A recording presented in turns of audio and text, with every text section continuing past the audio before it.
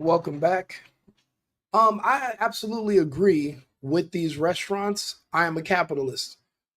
If it has to make sense, these are jobs that were low skilled jobs that were made to for people to work for a low wage.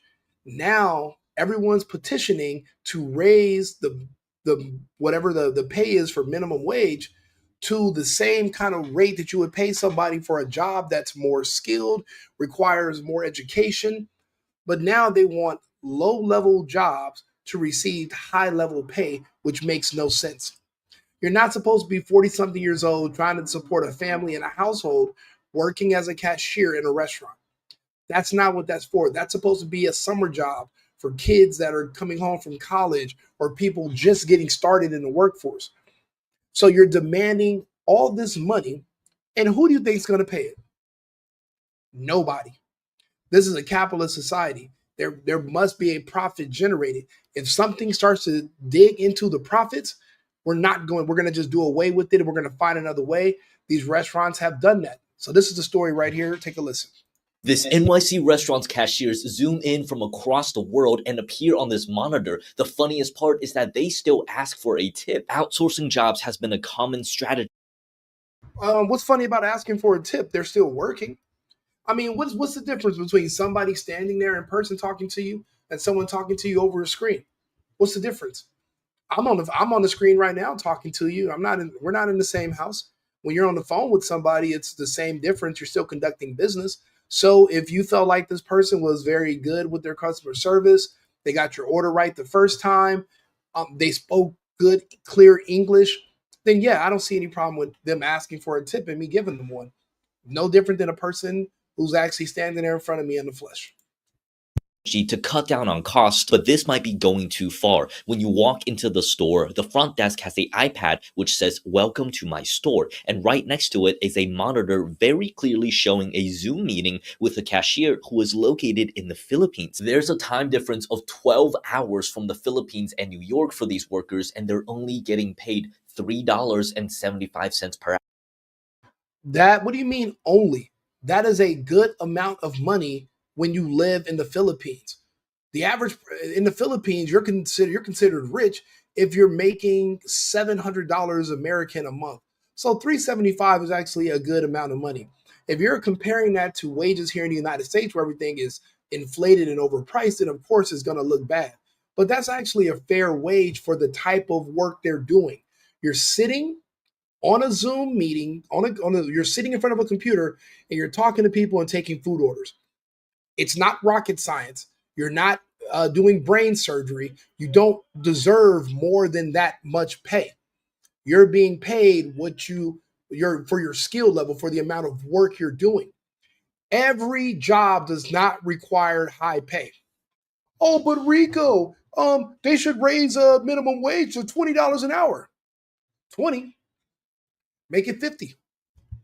Matter of fact, why don't you make it 100? Let's do $100 an hour minimum wage. And it's going to be the same outcome. We're just not going to hire you anymore. And we're going to find a way because the show must go on. We're still going to conduct business. We're just not going to hire you.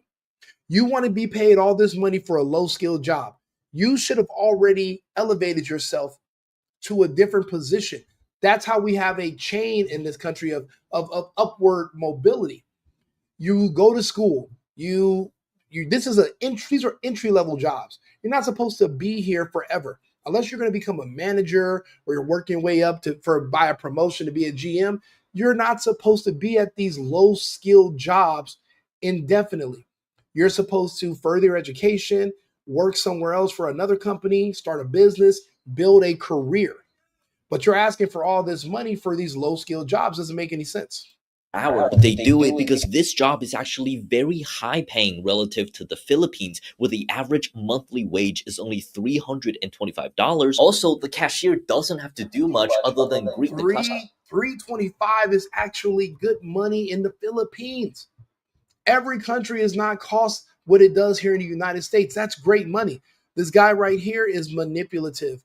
He's trying to manipulate you so that you think 375. He's not telling you that the currency exchange in the Philippines to the US, so that's actually worth the exchange is different. The cost of living is dramatically different. It's like 1/10 of the cost to live here than it is to live in the United States. And he's being disingenuous. He's basically just trying to play on your sympathy, pull on your heartstrings so you feel like these people are being done bad, because he wants you to complain so that these people would fire their employees because they're not being paid enough, so that they would have to hire these Americans that are also being overpaid. No, we're not doing that either. The manipulation doesn't always work. It's working less and less, actually. Customers answer some questions and maybe take some orders. But there's also a self-checkout kiosk right next to the counter, and customers pick up their own food from a small window near the kitchen. The rest I'll be honest, I don't like going up to a screen and typing in my order. I want to talk to somebody. I like the human interactions. I remember when I used to live in France, and when I first walked into a McDonald's there and they had the kiosks only, I made a U-turn and went to another restaurant because I want to talk to somebody in person. When enough of us complained about that in Paris, they actually got rid of those kiosks and they started having real humans work there again. We can always just say no. The problem is when you have these idiots with a bullhorn in the United States that are screaming, we need to raise minimum wage. No, we don't. Minimum wage is for jobs that require minimal skills. The wage is supposed to match the skill, not your age. If you want to work a minimum skill job at 50 something years old, no, we're not. You can't expect to make enough money to support a household of three with your kids and your car. That's ridiculous. You're going to need to work your way up and get a job that pays more. But you're not going to take this low skill job and demand that it be paid more. It doesn't make sense. $20 an hour, 50 an hour. We know you might as well just say, let's raise minimum wage to $1,000 an hour. The same outcome. We're just not going to hire you anymore. The business is not going to close. You're just going to be out of a job. And now you went from, well, I was going to make $8 an hour. Now I'm making zero. That's the problem with these communists and these people that are always trying to manipulate you with this equity talk. They don't want to work, but you embarrass them when you go to work. They want you to quit your job so that you can all be equally poor. And that way they don't have a complex about themselves no more, because you're at the bottom with them. They're not just at the bottom by themselves. It's like this mass manipulation of all these people in the public who want others to be at the bottom with them because, well, they feel insecure about being down there by themselves. This is the United States. If you want to work and earn more, you can. That comes with the freedom to work. But there's a lot of us that don't want to work anymore. So they blame it on the minimum wage. You shouldn't be working a minimum wage job too at your big age. You should be doing something else. But now look, they're outsourcing to other countries and doing Zoom meetings, Zoom calls as cashiers, and they just don't need you anymore. And think about it, it makes sense. At least you ain't got to worry about these cashiers stealing from you in the Philippines. I doubt they're going to say, you know what? Instead of swiping your card, just pay by this app.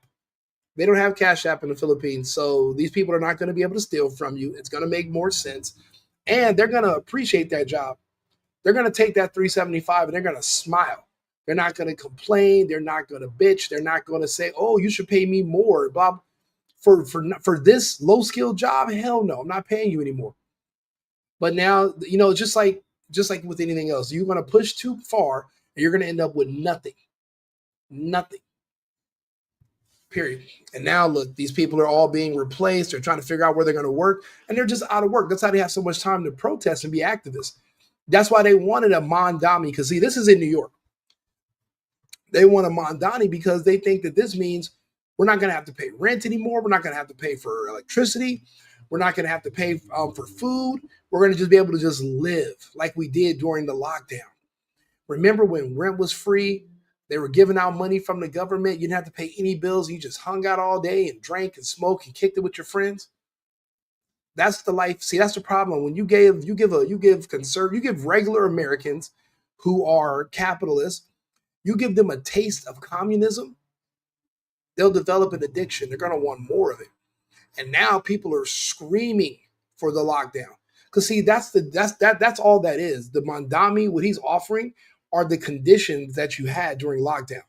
Buses are free, subways are free, your rent's going to be free. All these landlords are scrambling because they're like, this is going to be basically where we can't do an eviction anymore. Like they're doing in Atlanta, like they did in LA. They want these property owners to lose the property so that the state can take them. That's communist. When the state owns all the means of the production, they own the property, they own the utility companies. See, right now, these are all owned by people and boards, but the state wants to take control of it. That's communism. So these people think if the state takes over, then they can just get everything for free. But what comes with that? You're not going to have anything. It's like you're volunteering to be in the Hunger Games society. That's why I was so against raising the minimum wage. I knew that would lead to you idiots being out of work. And I was right. And now they've replaced you with people that are talking from other parts of the world who are happy to do the jobs that you were complaining about. I hope you're happy. Ridiculous.